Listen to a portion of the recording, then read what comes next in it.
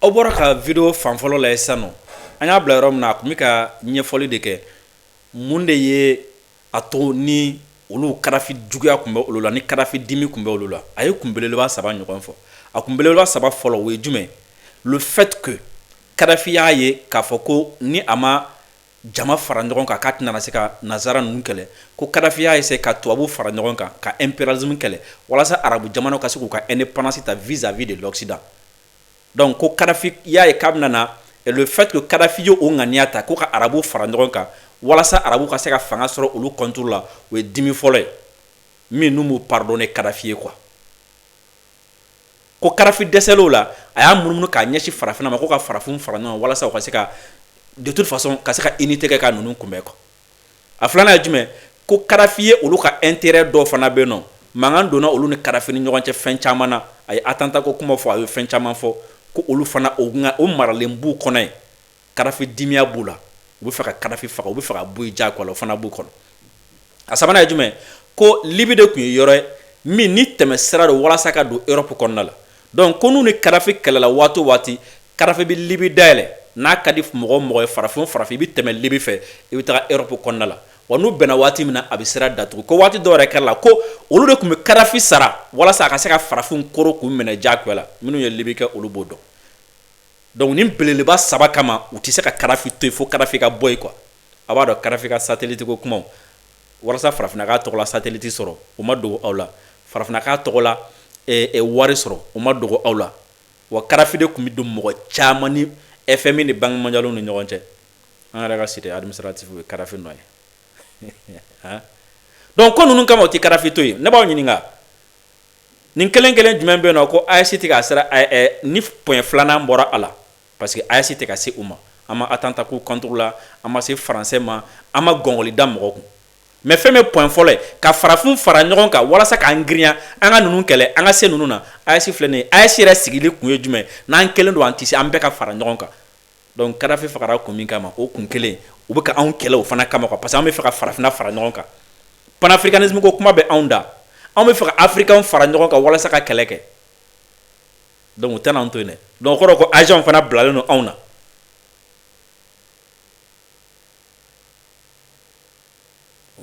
u ka gɛlɛw ma ka tɛmɛ fɛn bɛɛ kan mɔgɔ dɔw k'a essayer ka fara ɲɔgɔn kan diɲɛ yɔrɔ dɔ la ko ka a kundama kɛ ni olu ta ye ka olu kunbɛn ka olu concurrencer ka occidentaux lajɔ ka faransi lajɔ ka farafinw fara ɲɔgɔn kan walasa an ka bɔ jɔnya la ka farafinw fara ɲɔgɔn kan an ka indépendance sɔrɔ ka farafinw fara ɲɔgɔn kan an ka se ka se terroriste la walima k'an fara ɲɔgɔn kan k'an fanga ka terroriste kɛlɛ k'a sɔrɔ olu sen tɛ a la k'an fanga fara ɲɔgɔn kan an k'an ka monnaie créer an yɛrɛ ye non u ye Kadhafi faga o de la o ni AES filɛ nin ɲɔgɔn na o kɛlɛ kelen de la quoi donc o kɔrɔ ye jumɛn u ye Kadhafi infiltré ni terrorisme ko kuma ye cogo min na u ye k'a tenter anw fana da la yan nɔ sisan nɔ quoi o la vidéo kun filanan an bɛ continuer ni a ye halisa k'a ɲini aw fɛ a y'a aimer aw ka partager aw ka cœur caman caman bila a y'a aimer aw ka partager ka cœur caman caman bila ka hakili lajigin ko aw kana ɲina boisson énergétique Pro Max o ye an ka sponsor ye fɛn min Senwave olu fana y'an ka sponsor ye Sumi Création ale fana y'an ka sponsor ye ni aw bɛ fɛ ka halisa an ka émission ka Bircom ka sponsoriser aw ka publicité ka se ka kɛ a kɔnɔna la walima aw ka produit walima aw ka service ka passer a kɔnɔna la aw bɛ se k'an contacter 75 30 37 08 an bɛ continuer ka Jean-François ka ale lamɛn ka taga halisa. Les migrants, quand il était copain avec les Occidentaux, il fermait les vannes. Il utilisait les migrants à son profit. Et ce que je veux dire, c'est que Kadhafi, à l'époque, donc début des années 2000, a passé des accords avec les Européens, avec la Commission de Bruxelles, qui payaient Kadhafi pour stopper les vagues migratoires. Donc je suis mis en place à Tripoli pour travailler contre AQMI,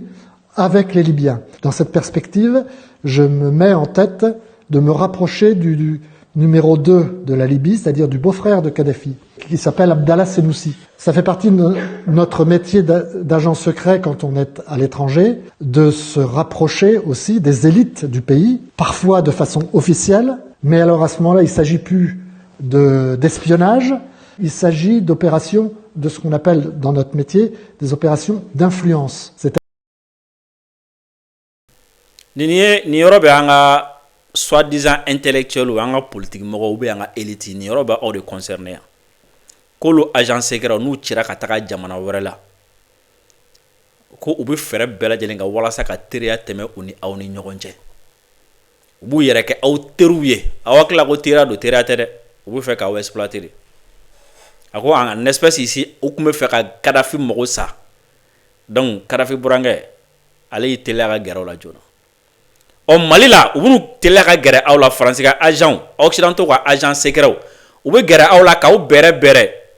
k'aw wele téléphone na k'aw invité u ka cérémonie kan k'aw invité ka taa fo diɲɛ kɔ kan ka voyage nɔgɔya aw ma ka telela-tagaw nɔgɔya aw ma ka aw majamu Union européenne y'an fɛ dɛ Union kirikara y'an fɛ aw yɛrɛ hakili la ko teriya don ko teriya tɛ dɛ ko recrutement de don k'a kun ye jumɛn ye o de ye opération d'influence ye quoi wala n'u sera ka teriya sama aw ni ɲɔgɔn cɛ u sɔrɔ ka aw bila hakili kelenku la ka wa influence boli aw kan k'aw su k'aw bila aw ka jamana na walima ka renseignement dɔ ta aw bolo min bɛ se ka kɛ sababu ye ka aw ka jamana kɛlɛ ayiwa vous êtes avertis. C'est-à-dire qu'avec au contact officiel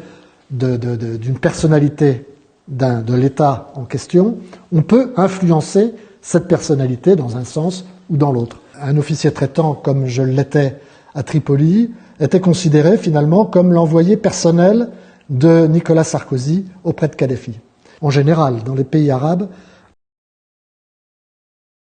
Ko ali politique mɔgɔ dɔrɔn tɛ dɛ ko ali minnu bɛ fanga kɛrɛfɛ walima minnu bɛ fanga la u b'a essayer ka gɛrɛ olu fana la walasa ka se k'u influencer soit ka information kolon dɔ d'u ma k'u bila ka ko dɔ kɛ walima k'u pousser k'u solo k'u bila ka ko dɔ kɛ de toute façon u kɔni bɛ gɛrɛ u la walasa ka se ka u pousser k'u bila ka ko dɔ kɛ parce que k'i ka influence boli mɔgɔ kan kun tɛ dɔwɛrɛ o i b'a tigi pousser a ka fɛn dɔ kɛ ou bien i b'a pousser a kana sɔn ka fɛn dɔ kɛ i b'a pousser a ka fɛn dɔ fɔ ou bien i b'a pousser a kana fɛn dɔ fɔ quoi ɔ mɔgɔ min fanga la i bɛ se k'o tigi influence ni jumɛn ye ni teriya gansan tɛ o soit wari n'i y'a dɔn i tɛna se ka corrompu ni wari fanga n'i y'a dɔn i tɛna se ka corrompu ni fanga ye i bɛ se ka information kolon di a ma a b'a fɔ ko américain kun bɛ to ka kɛ olu faransɛw la quoi i m'a faamu ka information kolon di olu faransɛw ma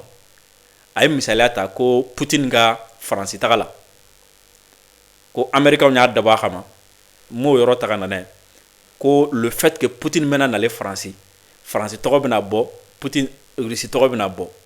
o de man di américain ye malgré que américain ni faransɛw alliés ye ko u y'u jija u ka service de renseignement de ye enquête dɔ kɛ kunnafoniya dɔ o kunnafoniya ye jumɛn non ale tɛ nin fɔ mais Alain Juppé de y'a fɔ Faransi directeur de renseignement kɔrɔ de y'a fɔ a ka documentaire dɔ kɔnɔna la nin tɛ ale ka kuma ye donc ko ja o y'a sɔrɔ Rusiw ka service de renseignement bolofara dɔ bɛ yen o tun bɛ baara kɛ Faransi dugu dɔ kɔnɔ Faransɛw yɛrɛ tun t'o dɔn quoi Faransi service tun t'a kalama Faransɛw yɛrɛ tun t'a kalama ko Rusiw ka agent bɛ ka baara kɛ et puis k'olu de ka chargé len don Europe kɔnɔna la ni min ye Rusi tɔɔrɔ u ka taa voilà k'i fɛɛrɛ kɛ i bɛ se k'i da nin cogo min na quoi donc ko américain y'o information de glisser Faransi journaliste dɔ ma quoi o journaliste fana bɔra k'a fɔ ko nin dugu in na Russie service de renseignement ka siège bɛ yen ko Faransɛw yɛrɛ t'a kalama donc n'o kɛra sisan mun bɛ kɛ Faransɛw bɛna ye i n'a fɔ jamana kuntan don quoi comment est-ce que Rusiw ka service de renseignement bɛna se ka baara kɛ aw ka nin dugu in na aw yɛrɛ sigilen kɛrɛfɛ aw t'a kalama donc kɔrɔ ko o bɛ Faransi lagosi quoi o la Rusiw fana ta ye jumɛn ja Rusiw fana bɛ Faransi o fana bɛ ka nin de kɛ Faransi la o fana bɛ ka nin de kɛ donc c'est comme si ka Rusiw ni Faransɛw bila ɲɔgɔn na a ko mais ko jɔn y'a opération kɛ ko américain de y'a kɛ a ma sɔn ka américain tɔgɔ fɔ sa mais a ye tɔgɔmasɛbɛn min fɔ i b'a dɔn ka o se y'a ka baara don quoi an ka taa. Un membre des services spéciaux est forcément la voix du président, parce que les services spéciaux dans les pays arabes ont une place très importante auprès du président ou du roi du pays considéré. Et donc moi, je me suis servi de ça pour prendre contact avec Abdallah Senoussi, c'est-à-dire le beau-frère de Kadhafi, dans le but justement d'obtenir le maximum de moyens pour lutter contre AQMI. Malheureusement, ou heureusement, selon comment on se place, il y a eu ce qu'on a appelé les printemps arabes, qui ont débuté en Tunisie et qui se sont ensuite développés en Égypte et qui sont arrivés en Tunisie et qui ont déstabilisé le régime. Et il y a eu l'intervention française qui a sur ces entrefaites. On n'a pas encore complètement commencé à lutter contre AQMI, que les événements sont intervenus dans le pays. En fonction de ces événements, l'État français a décidé de fermer l'ambassade et de rapatrier tout ce qui était français chez nous en France. J'ignorais les raisons et je m'interrogeais pour quelles raisons on fermait ça. On nous a demandé de tout détruire, notre matériel, et donc je repars à Paris et pendant 15 Alors, a y'a faamuya na k'a fɔ ko fɛn min agent de service secret élément yɛrɛ ti fɛn bɛɛ kalama parce que olu fana bɛ utiliser la de o politique fɛ olu bɛ utiliser ɲɛmɔgɔ fɛ do donc ko ale nana 2009 kana ka baara bɛɛ kɛ nka ale ma temps sɔrɔ ka terroristes kɛlɛ dɛ malgré que ale nana kana terroristes de kɛlɛ ale ye renseignement ɲini mais ale ma temps sɔrɔ ka terrorisme kɛlɛ kɛ parce que k'ale nana 2009 san kelen dɔrɔn ko bon mɔgɔ bɛ se k'a fɔ est ce que a ɲɛna wa a ma ɲɛ wa est-ce que a dajar'o la ou bien a ma damajar'o la mais ko de toute façon ale nana dɔrɔn yanni olu k'u ɲɛsin terrorisme kɛlɛ ma ko printemps arabe wulila ko mankan wulila Tunisie a bɔra Tunisie ka don Égypte k'olu bali min na u ka ɲɛmɔgɔw k'u ma k'u ka minɛn bɛɛ cɛ u ka segin ka taa France wa minɛn tɔ minnu fana bɛ yen n'olu ka baarakɛminɛnw ye k'u k'a bɛɛ jeni bon k'a waati ale tun tɛ ka se k'a faamu quoi k'an bila ka na nin information ba ninnu ta ka n'an bila ka nin baaraba ninnu kɛ mais k'a fɔ k'an ka segin ta ka tila ka k'an ka minɛnw bɛɛ tiɲɛ k'o waati la k'ale tun b'a faamu ko mais ko kɔsa fɛ k'ale tila k'a faamu kɔsa fɛ a tilala k'a faamu. Jour, je rencontre des gens qui ont connu la Libye, etc., pour obtenir des renseignements de terrain qui vont servir aux forces françaises pour bombarder les forces armées libyennes. Et là, a ko ale ma se k'a faamu mais ale seginnen ka taa Faransi k'ale tora ten ko fo don dɔ la mɔgɔ dɔw nana ale fɛ ka ne ɲininka kunnafoniyaw la ale sera ka kunnafoniya minnu sɔrɔ Kadafi ka armée ka Libi kan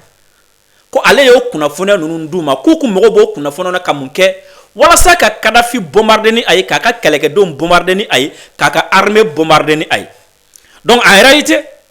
Faransi ye Kadafi kɛlɛ ni renseignement minnu ye a ye Kadafi ka avion bombarder ni renseignement min ye a ye Kadafi yɛrɛ bombarder ni renseignement min ye a ye Libi dugu bombarder ni renseignement min ye a sera ka Kadafi denw faga ni renseignement min ye a sera ka Kadafi ka taa ni ka segin ani Kadafi yɛrɛ ka emploi d'état n'a ka programme sɔrɔ o renseignement nin cɛ in de y'a di Français ma nin cɛ in de y'a di ale de y'a di a ko ten k'ale de don ko ale ye kunnafoniya min d'u ma k'o kunnafoniya de sera ka kɛ sababuya ye u ka Kadafi bombarder. Je comprends que, effectivement, les raisons pour lesquelles on a été rapatrié. Et là commence pour moi la guerre, ma guerre entre guillemets de Libye. Je suis envoyé ensuite en Tunisie.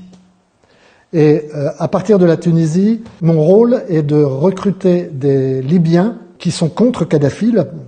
pour les renvoyer en Libye de manière à obtenir des renseignements sur la situation des forces armées libyennes pour voir où ils sont forts, où ils sont pas forts, etc. pour renseigner l'État français, quoi. Ce que je me suis dit à l'époque, c'est que quand vous êtes un soldat, quand les ordres sont légitimes, vous obéissez aux ordres. Ce que j'ai fait et ce que j'ai continué à faire jusqu'au bout. Mais ce que moi j'ai vu, j'ai compris que c'était une erreur de faire cette guerre en Libye. Mais à mon niveau, je ne pouvais pas l'esquiver. Donc il fallait que j'intègre ça et que je refasse l'histoire au sens où Kadhafi était quand même un tyran, quand même un dictateur, qu'il y a quand même beaucoup de monde qui a souffert de Kadhafi. Donc, je m'étais dit, je vais aider les gens, et ils étaient nombreux quand même, à se rebeller du coup. Et donc j'étais un outil permettant aux Libyens qui étaient anti-Kadhafi de faire chuter Kadhafi. Ce que je constate en revanche, c'est que cette intervention a semé le chaos dans ce pays qui était un pays bien tenu, dans lequel les gens vivaient plutôt heureux, les jeunes étaient de plus en plus éduqués, il n'y avait pas de gens qui mouraient de faim, il y avait très peu de pauvreté en Libye. Et donc ce pays est redevenu un pays malheureusement où les tribus se sont montées les unes contre les autres et où c'est le chaos complet. Je suis revenu à Tripoli au moment de la libération et j'ai recréé le poste extérieur de la DGSE à Tripoli, qui à l'époque d'ailleurs était rattaché à l'ambassade, mais était en dehors un petit peu de l'ambassade. Bon, les conditions étaient des conditions de guerre, hein, du coup. L'équipe s'était étoffée, on était plusieurs officiers traitants, de manière à pouvoir éclairer l'État français sur la façon dont allait évoluer le nouvel État libyen. Et donc, j'ai quitté, moi, définitivement le pays en 2012. Je suis rentré à Paris. Et vous savez, dans nos métiers, on passe d'une mission à l'autre. Et donc, après quelques jours de congé, j'ai été renvoyé en mission à l'étranger, dans la Corne de l'Afrique, dans notre lutte, encore une fois, contre le terrorisme, puisque c'était ma spécialité, contre les Shabab en Somalie, là, qui sont très actifs dans toute la Corne de l'Afrique. Donc, c'était un autre chapitre qui s'ouvrait pour moi. Et si vous voulez, quand vous repartez sur une autre mission, eh ben, fatalement, vous oubliez un petit peu la mission précédente, puisque toutes vos forces sont axées sur votre nouvel objectif. Quel que soit l'emploi que j'occupais, je travaillais pour la défense du pays. J'ai commencé tout petit dans les armées, puis petit à petit dans les forces spéciales, ensuite comme agent. Aïwa, ko sisan kɛlɛ wulila ale kɔni segira ka taa faransi u nana kunnafoniw ɲɛna a bolo u taa Kadafi bombarder ni min ye ale segilen ale tilala k'a faamu waati min na u nana kunnafoniw ɲɛna a bolo ale y'a faamu k'a fɔ ja nin la u kun ko k'an ka segin hali an taa kun yɛrɛ ja nin bɛɛ lajɛlen kun b'a kɔfɛ donc là premièrement ça montre le niveau le fait que hali mɔgɔ faransi bɛ mɔgɔ minnu bila ka na a b'u bɛɛ utiliser espion utilisé len do ambassadeur tout le monde est utilisé u bɛ farafin minnu fana utiliser an fɛ yen et ils sont utilisés à des fins. Ale segilen ka na ko ma k'ale ka ci bannen u tilala k'ale bila tuguni ale ka taga Tunisie ka kɛlɛ wulilen to Libi ale bilala ka taga Tunisie ale ka baara kun ye mun ye Tunisie Libyen minnu bɛ Tunisie dɛ a ka taga olu recruter k'olu bila ka taga Libi imaginez i n'a fɔ Maliens recrutelen filɛ n'u bolo Faransiw ni fan wɛrɛ la cogo min na ka Libyens recruter olu ka bila ka taga Libi u ka taga kunnafoniw ɲini Libi armée kan k'o di Faransi ma walasa Faransi bɛ se ka Libi kɛlɛ ni a ye u ma kɛ ni Faransiw de Libyens i n'a fɔ u bɛ ka Mali kɛlɛ ni Maliens ye bi cogo min na donc ale taara ye ka Libyens recruter k'olu bila ka taga Libi n b'a dɔn a m'a bɛɛ fɔ o dɔ kun parce que n delila k'a ye documentaire dɔ la ko manifestant minnu tun bɛ Benghazi ko n'i y'a ta kɛmɛ o kɛmɛ k'i b'a sɔrɔ 50 bɛɛ bɔra Tunisie o 50 min fana bɔra Tunisie ko n'i y'o fana ta kɛmɛ o kɛmɛ k'i b'a sɔrɔ 50 bɛɛ Tunisiens Libyens tɛ dɛ donc Kadhafi kɛlɛla ni Tunisiens de ye ka caya Libyens murutilen minnu tun bɛ yen nɔ u y'olu ta k'olu kɛ espion ensuite ka tila ka Tunisiens ta arabu bɛɛ ye arabu ye k'olu bila ka taga manifester Benghazi donc k'olu ye Libi ci tan de ko nka ale kɔni ɲɛ b'a la nin ko min sɛnɛ mais ale yɛrɛ y'a ye k'a fɔ tiɲɛ yɛrɛ la Libi kɛlɛ a ma ɲɛ ko kɛta kun tɛ a ma na ni hɛrɛ ye ko hali n'a sɔrɔ ni Kadhafi ni démocratie kun tɛ yen ko mais ko Kadhafi ko école kun ka ɲi u balocogo kun ka ɲi Kadhafi kun kɛlen don ka Libi minɛ ka ɲɛ Libi fɛn bɛɛ kun ka ɲi mais k'u y'a bɛɛ ci sisan k'a bɛɛ tiɲɛ ni ale yɛrɛ ɲininka ale b'a ko kɛlɛ in tiɲɛ na ko kojuman tɛ a ma ɲɛ quoi u taara Libi attaquer a ma ɲɛ a kɛra sababu ye Libi cira Libi déstabilisera fan bɛɛ déstabilisera k'a ma ɲɛ ko mais ale kun ye ciden de ale tɛ se ka dɔwɛrɛ kɛ ale tɛ se ka dɔwɛrɛ fɔ ko waati o waati n'a jiginna ale kɔnɔ k'a fɔ n bɛ ka baara min kɛ walasa ka Libi ci fɛn ɲuman tɛ ko ale bi a yɛrɛ lanisɔndiya ni min ye a b'a yɛrɛ la encourager ni min ye o bɛ jumɛn tiɲɛ na n bɛ ka baara min kɛ a ma ɲi nka Kadhafi fana tɛ mɔgɔ ɲɛnama ye dɛ donc ale bɛ to k'o fɔ a yɛrɛ quoi a bɛ to k'a yɛrɛ sugoro n'o ye k'a yɛrɛ bilasira n'o ye quoi k'a yɛrɛ encourager ni o ye quoi walasa a hakili kana jigin a bɛ ka baara jugu min kɛ tu vois non à tel point on arrive à manipuler un individu k'a fɔ jamana kama taa nin kɛ quoi à tel point on arrive à manipuler un individu a yɛrɛ b'a dɔn a bɛ ka baara min kɛ a ma ɲi mais on arrive à lui faire a k'a yɛrɛ convaincu k'i bɛ ka min kɛlɛ mɔgɔ lankolon de quoi comme si u bɛ ka min kɛ anw na sisan nɔ quoi il nous montre ici que anw ka kɛlɛ in gentil de bɛ yen c'est pas un président hein c'est pas un président gentil de bɛ yen pour que k'u kɛlɛli nɛgɛ don mɔgɔ la pour que u bɛ ka mɔgɔ minnu recruter ka Mali kɛlɛ o ka mɔgɔ minnu recruter ka Burkina kɛlɛ o ka mɔgɔ minnu recruter ka Niger kɛlɛ hali n'o mɔgɔw yɛrɛ y'a ye n'u conscience commencera k'u gɔrɔnɛ cɛ an bɛ ka Asimi kɛlɛ an ma foyi k'an na an bɛ ka IB kɛlɛ an ma foyi k'an na an bɛ ka Niger kɛlɛ an ma foyi k'an na an bɛ k'an yɛrɛ ka jamana ci an bɛ ka wali jamana ci mais n'u conscience commencera k'o f'u ye o hakili bɛ jigin mun na non a kana na miir'o la juntes de don a kana miir'o la dictateurs de don u bɛ ka mercenaires de recruter i m'a ye u bɛ ka nin de kɛ u bɛ ka nin de kɛ donc u bɛ tɔgɔ jugu dɔ da la ka o mangoya quoi o la ne hakili jiginna o yɔrɔ in na dɔrɔn hali n'a sɔrɔ ne bɛ fɛ k'o kɛlɛli dabila e t'a dabila quoi mais i yɛrɛ kɔni ni Ala cɛ i bɛ ka jigin i yɛrɛ la i ni Ala cɛ quoi parce que i yɛrɛ b'a dɔn i ni Ala cɛ i bɛ ka min kɛ a man ɲi mais u bɛ prétexte dɔ d'i ma ka kun dɔ d'i ma min b'i encourager halisa ka kɛ i bɛ ka mɔgɔ min kɛlɛ u b'o bɔ hadamadenya kɔnɔ quoi k'o déshumaniser quoi k'o déshumaniser i n'a fɔ min bɛ ka k'aw fɛ c'est pas naturel i bɛ ka mɔgɔ min kɛlɛ ani kɛlɛli de ka kan kana i yɛrɛ sɛgɛ o la ka n'i hakili sɛgɛ Asimi kan ka kɛlɛ de ka n'i hakili sɛgɛ gentil de don i bɛ kan ka kɛlɛ gentil de don Cani kan ka kɛlɛ gentil de don o ko mɔgɔ min hakili la e hakili la waati min na o b'a sɔrɔ e yɛrɛ sigilen don France sisan u bɛ ka information d'i ma k'i k'a publier Mali kan u bɛ ka kuma don e da k'i ka taa fɔ Mali kan e min sigilen don Mali kɔnɔna la u bɛ k'e wele k'e bila k'e ka taa témoignage kɛ armée contre la u bɛ k'e bila ka taa information dɔw d'e ma u bɛ k'e bila k'e ka taa manifester dictature contre la u bɛ k'e bila k'e ka taa manifester pour la démocratie mais e yɛrɛ b'a dɔn i ni Ala cɛ non n bɛ ka jamana ci i yɛrɛ b'a dɔn i ni Ala cɛ i bɛ ka jamana ci i yɛrɛ dalen waati dɔ la i tɛ se ka sunɔgɔ i conscience bɛ k'i gɔrɔn de mais u bɛ nin yɔrɔnin de kɛ ka sigi sɔrɔ ni a ye non i bɛ ka mɔgɔ min kɛlɛ même n'a sɔrɔ n'i bɛ ka kɛlɛ min kɛ ni Mali bɛna bin même ni Mali bɛna ɲagami mais min bɛ yen n'a ma bɔ yen a ma ɲi dɛ i ma ye nin de kɛ i ma ye nin de kɛ i ma ye nin de kɛ quelle manipulation et puis mɔgɔ minnu b'a kɛ c'est des gars bien formés an ɲɛ bɛ nin na a donna cogo min na a y'o fana fɔ ko mo yɔrɔ ta ka na n'a ye u y'a yɛrɛ recruter cogo min na et puis sɔrɔsi kɔrɔ de don k'ale tun bɛ sɔrɔsiya de la mais ale commencera ka kɔrɔ alors que kɛlɛ ka d'a ye action ka d'a ye terrain ka d'a ye quoi donc ale ɲɛ b'a la n'ale tora sɔrɔsiya la u bɛna bila ka taa administration de kɔnɔna la u bɛna bila état major ni fɛnw na a bɛna to téléphone ci ni papier ni ɲɔgɔn cɛ ale dun terrain de ka d'a ye ko de la ale taara yɛrɛ ni ye comme volontaire ka taga don renseignement na espionnage la donc ko ni nana no formation de bɛ kɛ i kunna k'i former très bien walasa e fana bɛ se ka mɔgɔ tɔw manipuler cogo min na e min k'i ye politique mɔgɔ ye n'i hakili la k'i bɛ k'i ka kɛlɛ de kɛ i manipulelen don dɛ i manipulelen don k'i ka jamana ci i manipulelen don ka tasuma bila i ka jamana na i manipulelen don k'i ka jamana ɲɛmɔgɔw kɛ monstre sugu dɔ i ɲɛ kɔrɔ wa i manipulelen don ka se ka i bali hali conscience bɛ n'i lasɔnni min kɛ a kana se ka taga ɲɛ i manipulelen don dɛ e min ye société civile a dɔn k'i manipulelen don i ka jamana contrôle la dɛ e min ye ONG a dɔn k'i manipulelen don i ka jamana contrôle la e min ye journaliste a dɔn k'u bɛ k'i manipuler i ka jamana contrôle la et puis a y'a fɔ dɛ ko mɔgɔ minnu bɛ k'i manipuler ko ils vont tout faire pour que adamadenya kana sama aw ni ɲɔgɔn cɛ ka se niveau dɔ la parce que u b'a dɔn u bɛ k'e bila kojugu min na kojugu bɛ se k'i sɔrɔ ni sentiment bonyala u la u bɛ fɛ k'e bila baara min na a tɛna marcher quoi donc i yɛrɛ y'a mɛn sisan kɔni i yɛrɛ y'a mɛn k'u bɛ k'i utiliser et puis mɔgɔ min bɛ k'i utiliser